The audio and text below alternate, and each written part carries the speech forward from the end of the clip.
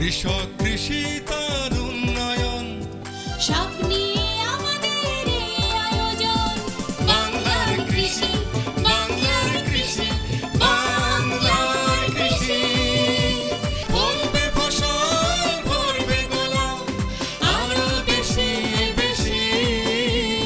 বাংলার কৃষি, বাংলার কৃষি, বাংলার কৃষি, বাংলার কৃষি, বাংলার কৃষি।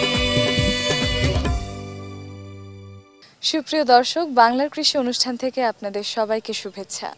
কৃষি তথ্য, প্রযুক্তি, পরামর্শ এই সব নিয়ে আমাদের প্রতিদিনের কৃষি বিষয়ক অনুষ্ঠান বাংলার কৃষি। কৃষক ভাইরা আমাদের আজকের বাংলার কৃষি অনুষ্ঠানে দেখবেন এ সময় আপনার মাঠ পর্যায়ে করণীয় সম্পর্কে একটি মাঠ প্রতিবেদন, সেই সঙ্গে কৃষি বিষয়ক কিছু গুরুত্বপূর্ণ তথ্য এবং পরামর্শ, আর শেষাংশে থাকছে প্রাণী সম্পদ বিষয়ক প্রতিবেদন। শুরুতেই মাঠ প্রতিবেদন।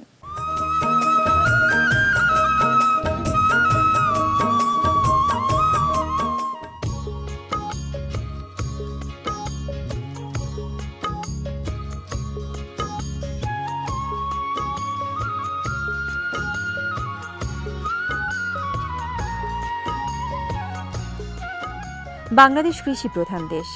এই দেশের কৃষি ইতিহাস আদি ও অনন্ত।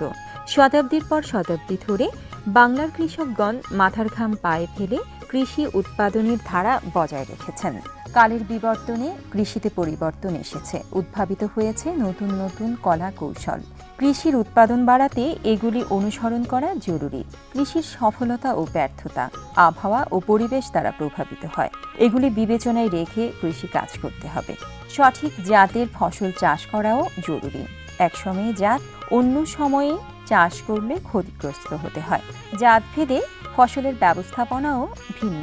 সময়ের কৃষি সময় মতো করার জন্য সঠিক সময় বেছে নিতে হবে। সময় মতো সঠিক কাজটি করে কৃষিকাজ করতে পারলে বাজিমাত, অন্যথায় সর্বনাশ।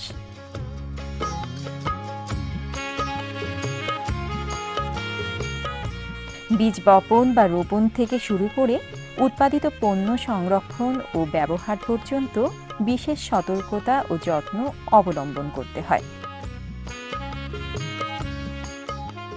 কৃষি কাজ করার পূর্বে উপসহকারী কৃষি কর্মকর্তার পরামর্শ গ্রহণ করা দরকার। বছরের কোন সময়ে কি রোপণ করতে হবে, কোন কোন কাজ করতে হবে তা মেনে চলা আবশ্যক।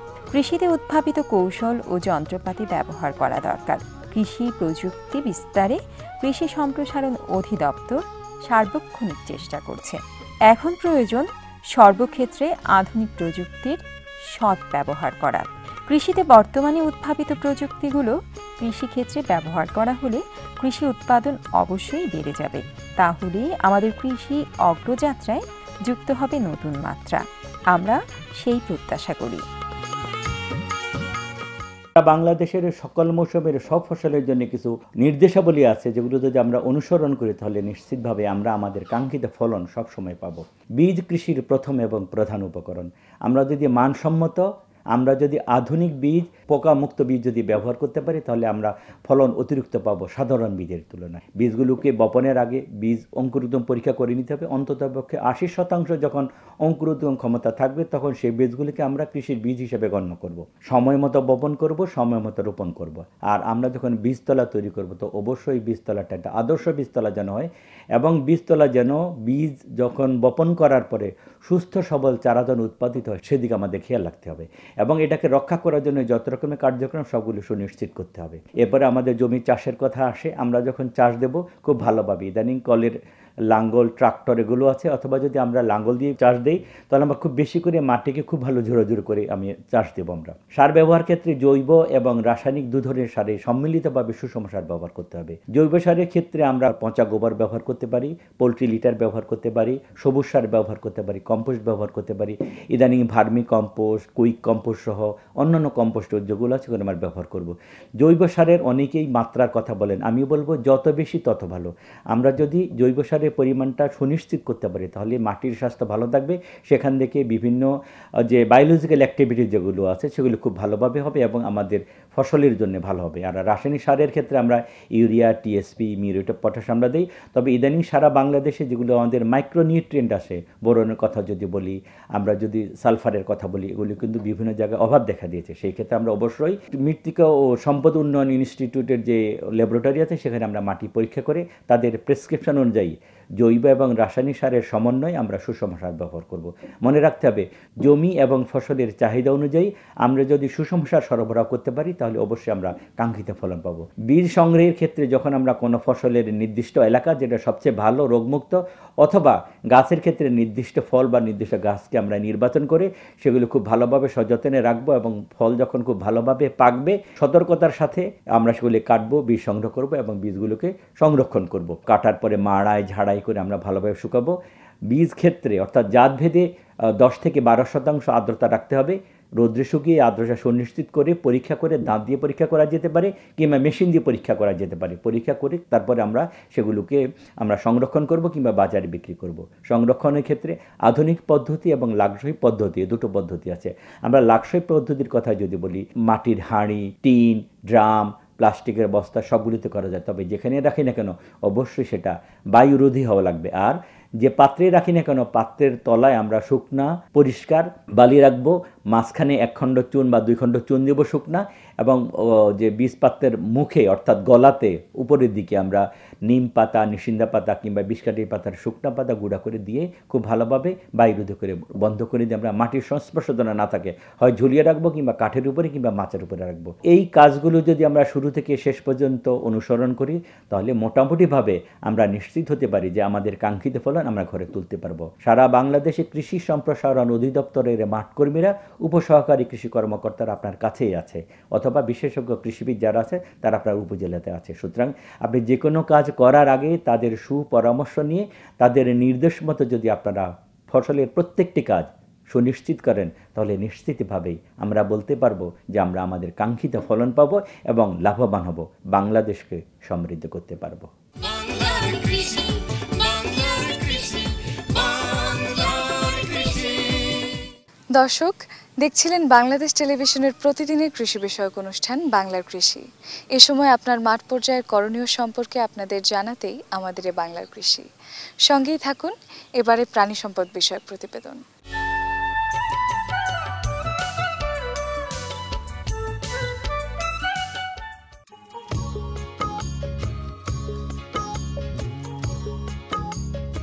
বাংলাদেশের অর্থনৈতিক উন্নয়নে গবাদির গুরুত্ব অপরিসীম। গবাদি অনেক ক্ষেত্রেই দেশের অসহায় মানুষের রোজগারের অবলম্বন। সেই প্রেক্ষাপটে অনেকেই গবাদি পালন করে যাচ্ছেন। তবে গবাদি পালনের সমস্যা হল চারণভূমির অভাব। তবে কোনো কোনো এলাকায় এখনও চারণভূমি দেখা যায়। ময়মনসিংহ জেলার দিঘারকান্দা এলাকার এ ধরনের বিস্তর চারণভূমিতে গবাদির বিচরণ চোখে পড়ে। এ অঞ্চলে বিশেষ করে ধান কাটার পর ব্যাপক এলাকায় গবাদিগুলো ধান গাছের উচ্ছিষ্ট ও ঘাস খায়।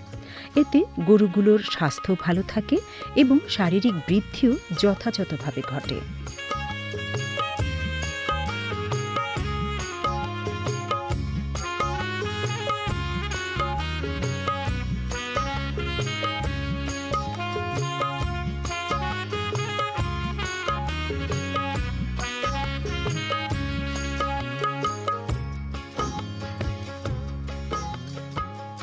রাখালেরা এই গরুগুলোকে দেখাশোনা করে।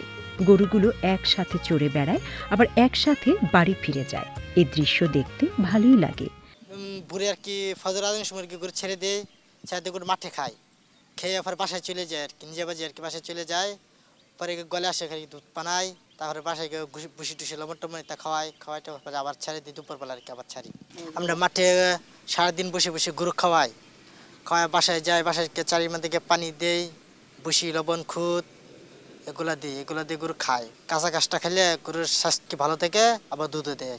এই মাঠে অনেক গরু আছে, আমার মালিকের 14-15টা গরু আছে। ধান কাটার পরে প্রায় 1-150 গরু এনে ঘাস খায়, আর এই দেখাশোনা করা লাগে আমাদের।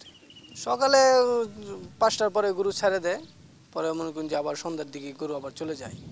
বর্তমানে চারণভূমির অভাবে প্রায় সকলেই গরু বেঁধে পালন করে এবং সেখানেই খাবার দিয়ে থাকেন। এতে গরুর ব্যায়াম না হওয়ায় সহজেই অসুস্থ হয়। সেজন্য গরু বেঁধে পালন করলেও সুযোগ মতো এদের কিছুটা চড়ানো দরকার। বিশেষ করে আমাদের আবাদি জমিতে যখন ফসল থাকে না, তখন সেখানে গবাদি চড়ানো যেতে পারে।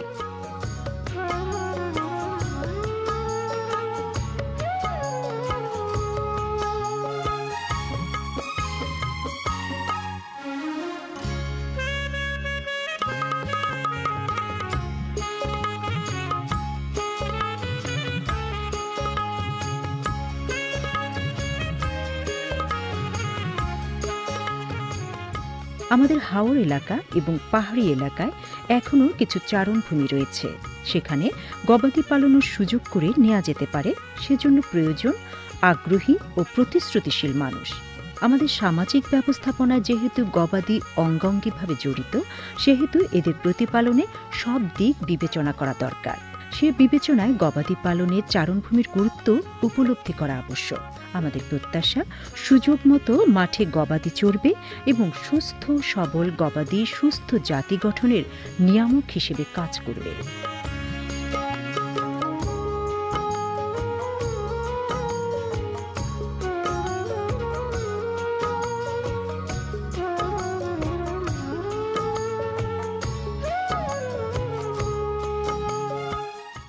আমার গরু আছে 15টা। তাহলে রাখালে গরু ছাড়া মাঠে গরু ঘাস খা, গরুর উপরে নির্ভর করে রাখালে সংসার চলে, আমার সংসার চলে। দেশি গায়ের দুধ দাম বেশি, দুধ অনেক। বাংলার কৃষি, বাংলার কৃষি, বাংলার কৃষি। দেখছিলেন প্রাণী সম্পদ বিষয়ক প্রতিবেদন। এটির সঙ্গে শেষ করছি আমাদের আজকের বাংলার কৃষি। বাংলার কৃষি আগামীকাল একই সময়ে প্রচারিত হবে। এছাড়াও আমাদের অনুষ্ঠান সম্পর্কে আপনাদের যে কোনো মতামত আমাদের লিখে পাঠাতে পারেন। আমাদের লিখবার ঠিকানা: প্রযোজক বাংলার কৃষি, কক্ষ নং 222, বাংলাদেশ টেলিভিশন ভবন, রামপুরা, ঢাকা। আমাদের ইমেইল নাম্বার banglarkrishi@ais.gov.pt। আমাদের ফেসবুক আইডি বাংলার কৃষি। আপনারা ইচ্ছা করলে আমাদের অনুষ্ঠানটি ইউটিউবেও দেখতে পারেন। কৃষক ভাইরা, আপনারা ভালো থাকবেন, সুস্থ থাকবেন, এই কামনায় শেষ করছি আমাদের আজকের বাংলার কৃষি। আল্লাহ হাফেজ। কৃষক, কৃষি তার উন্নয়ন, স্বপ্ন